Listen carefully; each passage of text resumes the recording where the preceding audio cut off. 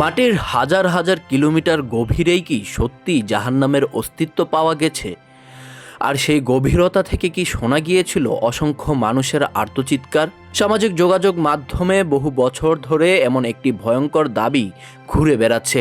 Viral ভিডিওতে বলা হয়, রাশিয়ার বিজ্ঞানীরা পৃথিবীর গভীরে বিশাল একটি গর্ত খনন করার সময় মাটির নিচ থেকে মানুষের চিৎকারের মতো শব্দ রেকর্ড করেছিলেন। কেউ কেউ দাবি করেন সেটি ছিল জাহান্নাম থেকে আসা মানুষের আর্তনাদ।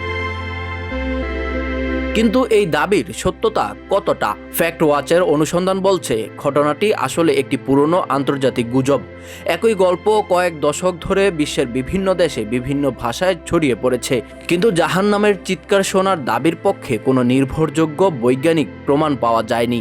গুজবটির সঙ্গে যে বাস্তব ঘটনাটিকে জড়িয়ে দেওয়া হয়েছে সেটি হলো রাশিয়ার কোলা সুপারডিপ বোরহোল। 1970 সালে সোভিয়েত ইউনিয়ন কোলা উপদ্বীপে বৈজ্ঞানিক গবেষণার উদ্দেশ্যে একটি গভীর কূপ খনন করে।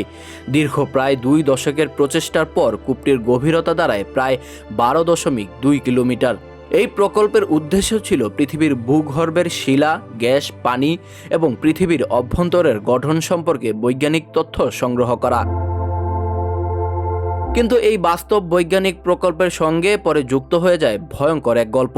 1980-এর দশকের শেষ দিকে ছড়িয়ে পড়ে বিজ্ঞানীরা নাকি মাটির নিচে অস্বাভাবিক শব্দ শুনেছেন।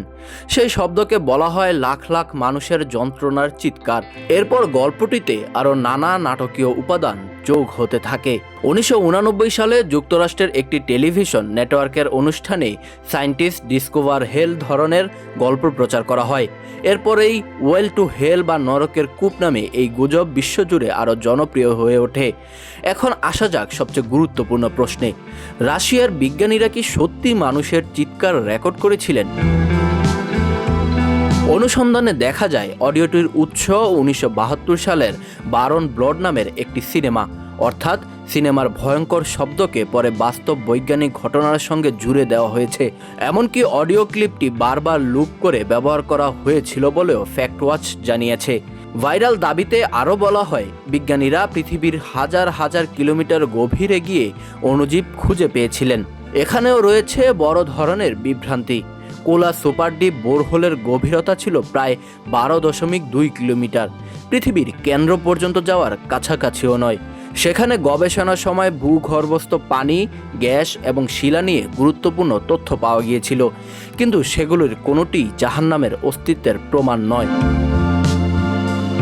বরং যত গভীরে যাওয়া হয়েছে তাপমাত্রা তত বাড়তে থাকে। প্রায় 12 কিলোমিটার গভীরতায় তাপমাত্রা এতটাই বেড়ে যায় যে ওই সময়ের প্রযুক্তিতে আরও গভীর খনন করা অত্যন্ত কঠিন হয়ে পড়ে। তাহলে প্রশ্ন থেকেই যায়, মানুষের চিৎকারের গল্পটি এলো কোথা থেকে?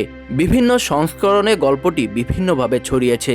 কোথাও বলা হয়েছে বিজ্ঞানীরা লাখ লাখ মানুষের চিৎকার শুনেছেন, কোথাও আবার দাবি করা হয়েছে সেখানে শুধু নারী ও শিশুদের আর্তনাদ শোনা গেছে।